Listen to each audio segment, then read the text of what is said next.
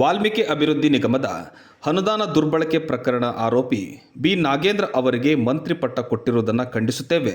ಸಚಿವ ಸಂಪುಟದಿಂದ ಅವರನ್ನು ವಜಾ ಮಾಡಬೇಕು ಎಂದು ಜಿಲ್ಲಾ ಬಿಜೆಪಿ ಎಸ್ಟಿ ಮೋರ್ಚಾದ ಅಧ್ಯಕ್ಷ ನಂದೀಶ್ ಮದಕರಿ ನಗರದ ಪ್ರೆಸ್ ಕ್ಲಬ್ನಲ್ಲಿ ಸುದ್ದಿಗೋಷ್ಠಿ ನಡೆಸಿ ಒತ್ತಾಯಿಸಿದರು.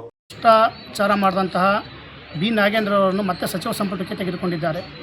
ಆ ಭ್ರಷ್ಟಾಚಾರ ಮಾಡಿದಂತಹ ಸಚಿವರನ್ನು ಸಚಿವ ಸಂಪುಟದಿಂದ ವಜಾಗೊಳಿಸಬೇಕು ಅಂತೇಳಿ ಇಂದಿನ ಏನು ಪತ್ರಿಕಾಗೋಷ್ಠಿಯನ್ನು ಕರೆದಿದ್ದೀವಿ.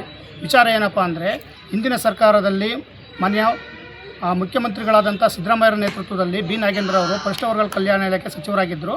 ಅಂಥ ಸಂದರ್ಭದಲ್ಲಿ ಮಹರ್ಷಿ ವಾಲ್ಮೀಕಿ ಅಭಿವೃದ್ಧಿ ನಿಗಮದಲ್ಲಿ 187 ಕೋಟಿಯ ಹಗರಣ ನಡೆಯುತ್ತೆ.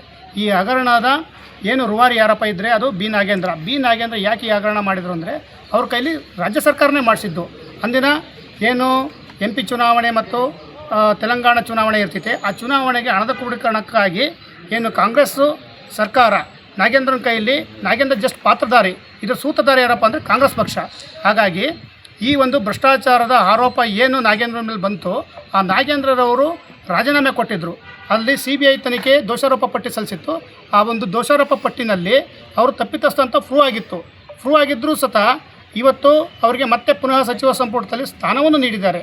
ಆದರೆ ಇದನ್ನು ಏನು ನಾವು ಪ್ರಬಲವಾಗಿ ಖಂಡಿಸ್ತೀವಿ. ಏಕೆಂದರೆ ಒಬ್ಬ ಭ್ರಷ್ಟಾಚಾರ ಮಾಡಿದಂಥ ವ್ಯಕ್ತಿಯನ್ನು ಇವರು ಸಚಿವ ಸಂಪುಟಕ್ಕೆ ತೆಗೆದುಕೊಳ್ತಾರೆ ಅಂದರೆ ನಿಮ್ಮ ಸರ್ಕಾರನ ಭ್ರಷ್ಟ ಸರ್ಕಾರ ಅಲ್ವಾ?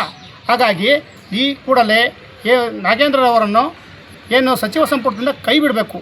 ಜೊತೆಗೆ ಈ ನಮಗೆ ಏನು SC ಮತ್ತು STಗೆ ಏನು ಕಳೆದ ಸರ್ಕಾರ 3ರಿಂದ 7% ಮೀಸಲಾತಿ ಹೆಚ್ಚಳ ಮಾಡಿತ್ತು STಗೆ, ಅದೇ ರೀತಿ 15ರಿಂದ 17% ಏನು ಹೆಚ್ಚಳ ಮಾಡಿತ್ತು SC ಸಮುದಾಯಕ್ಕೆ. ಇದನ್ನು ಮತ್ತೆ ಪುನಃ ಪ್ರತಿಷ್ಠಾಪನೆ ಮಾಡಿ ಅದನ್ನ ಕೊಡಬೇಕು ನಮಗೆ ಮೀಸಲಾತಿಯನ್ನು. ಈ ಮೀಸಲಾತಿಯನ್ನು ನೀಡಿದ್ರಿಂದ SC ಮತ್ತು ST ಸಮುದಾಯದ ಏನು ಯುವಕರಿಗೆ ಆ ಉದ್ಯೋಗ ಮತ್ತು ಶಿಕ್ಷಣದಲ್ಲಿ ಅನುಕೂಲ ಆಗುತ್ತೆ, ಇದು ಸಮಾಜದ ಅಭಿವೃದ್ಧಿ ಆಗುತ್ತೆ ಅಂತೇಳಿ ಈ ಮೂಲಕ ಹೇಳ್ತಾ ಇದ್ದೀನಿ.